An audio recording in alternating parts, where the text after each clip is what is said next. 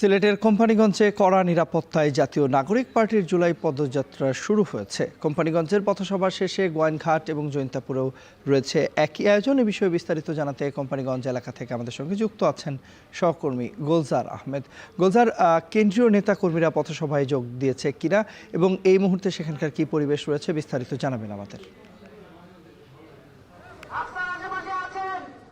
দেখুন, মোটামুটি আজকের যে কোম্পানিগঞ্জের তাদের পদযাত্রার যে পথসভা সেটি কিছুক্ষণের মধ্যে অনুষ্ঠিত হবে। যদিও এখন পর্যন্ত কেন্দ্রীয় নেতা যারা আছেন তারা এখনো মঞ্চে আসেননি, তবে কিছুক্ষণের মধ্যে চলে আসবেন।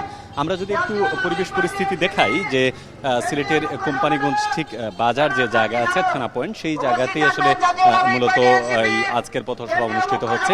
এখানে আমরা দেখছি যে বিগত 2 দিন তাদের পথসভায় যে ধরনের নিরাপত্তা ব্যবস্থা থাকে তার চেয়ে আজকে অতিরিক্ত নিরাপত্তা জোরদার করা হয়েছে এবং তারা বলছেন যে ক্ষেত্রে আজকের এই পথসভা যাতে সুশৃঙ্খলভাবে অনুষ্ঠিত হয় সেই জন্য মানে সব ধরনের প্রস্তুতি প্রশাসন নিয়েছে। এদিকে এনসিপির নেতাকর্মী যারা আছেন তারাও ধীরে ধীরে মঞ্চে আসা শুরু করেছেন এবং আমরা যতটুকু দেখেছি যে হয়তোবা বিকেল 4:20 মধ্যেই কেন্দ্রীয় নেতাদের মধ্যে শুধুমাত্র মুখ্য সংগঠক যিনি আছেন সার্জিস আলম তিনি থাকবেন, সংসদ সদস্য ডাক্তার মাহমুদ আমিতও আছেন এবং নাসিরউদ্দিন পাটোয়ারি, এই 3 জন রয়েছেন। নাহিদ ইসলাম এবং হাসনাত আবদুল্লাহ এই সমাবেশে তারা যোগ দিচ্ছেন। আজকে বিশেষ করে সিলেটের কোম্পানিগঞ্জ, গোয়াইনঘাট এবং কানাইঘাটে জৈন্তাপুরের যে আয়োজন সেখানে তারা থাকছেন না।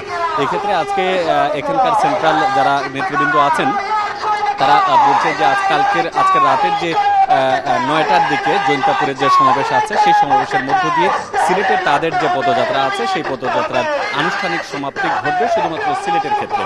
তবে তারা সমালোচনা করছেন বিগত সময়গুলিতে হবিগঞ্জ এবং সিলেটের গোলাপগঞ্জ উপজেলা যে উশৃঙ্খলতা তারা দেখেছেন সেটি নিয়ে তারা সবাই তাদের বক্তব্য সমালোচনা করেছেন। তবে আজকে তাদের যে আয়োজন, তাদের আয়োজনে মোটামুটি যে নিরাপত্তা ব্যবস্থা ভালো থাকায় সেই ক্ষেত্রে তারা কিছুটা সন্তুষ্টি প্রকাশ করেছেন এবং বলছেন গণতন্ত্রের জন্য তাদের যে আন্দোলন সেই আন্দোলন কোনোভাবেই তাদেরকে দমানো যাবে না এবং তারা তাদের আন্দোলনে সবসময় সচেষ্ট থাকবে। তো এই হচ্ছে আমার কাছে সিলেটের গোলাপগঞ্জ থেকে সর্বশেষ তথ্য। ধন্যবাদ।